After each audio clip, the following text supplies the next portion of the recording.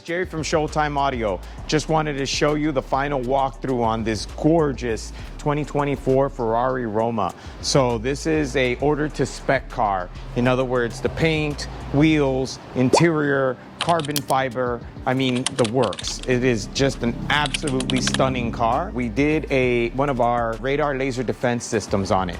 So this has 3 heads up front, 3 heads in the rear, and this is one of our most common packages that we sell. It doesn't have all the bells and whistles, but it is in a basic install. It's definitely a high-level install for a high-level vehicle. So the radar receiver lives in this space right in here. And then the laser heads are here. Here's an RX, the TX, and another RX.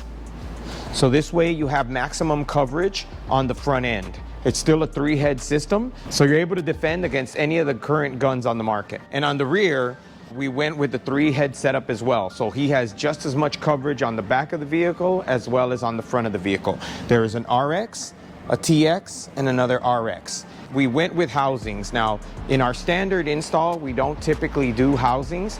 It is mount the heads, mount the display, and we still do all the things with dressing the wires, labeling everything, making custom brackets for everything, shims. I mean, it involves everything, but it's typically no custom fabrication as far as housings go, or putting the display in the mirror, or making a location for buttons. Basically anything that's truly custom to the vehicle, hand fabricated. But in this case, the shim was so big, so the pitch was 15 degrees, and the shim was so big, I could not do it.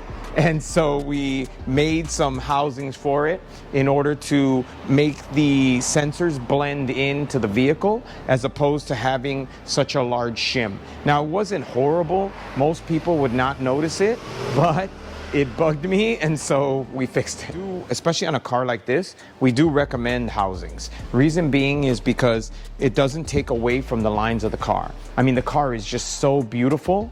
To mess up the lines is like bad. It makes the car, to me, it makes it look ugly, right? So ideally, we say housings. Now, the housings are hand built. They don't sell them, they don't exist, so we literally have to design it, make it, test fit it, and then obviously mount it. So it is a totally handmade part, designed and built in-house. All right, so a lot of times on our videos we get the question, how do I get the housings? So depending on the vehicle, if it's a vehicle that we've already done, we typically have a sample, or we've already done the design, the test fitting and all that. As long as you're using similar gear, we can obviously make the housings for you and ship them to you.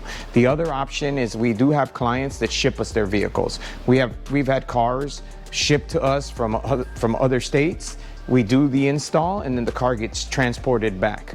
We've also had clients that have bought the car in Chicago. So we have a couple clients that have bought their Ferraris here in Chicago.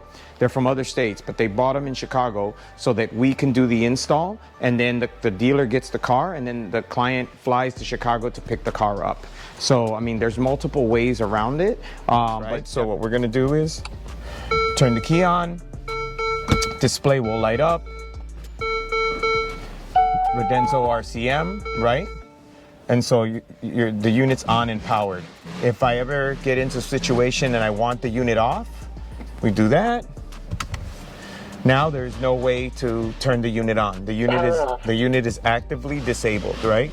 And once you're done, and if you wanted to activate the unit back on, you just grab the display, it magnetizes itself. It takes about 30 seconds or so, and the unit boots right back up.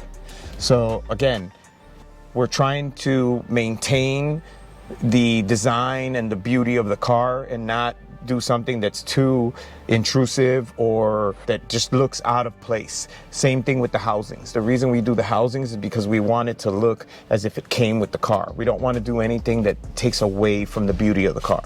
If you've seen any of our other cars, you know that we can put the display right here in the mirror. That's a common one that we do.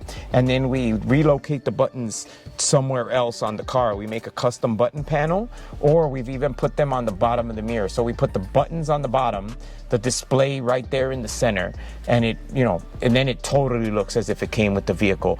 It actually looks like the way that the iPhones had the notch in them, and it looks as if it came. We've also done them where we incorporate them into the cluster. Obviously this cluster is a screen, so that's not really possible, but we can fabricate something so where it lives near the cluster or something like that. I mean, we've done things where we put them in the ashtrays, like on a lot of the Porsches. They have the little ashtray and we've mounted them there.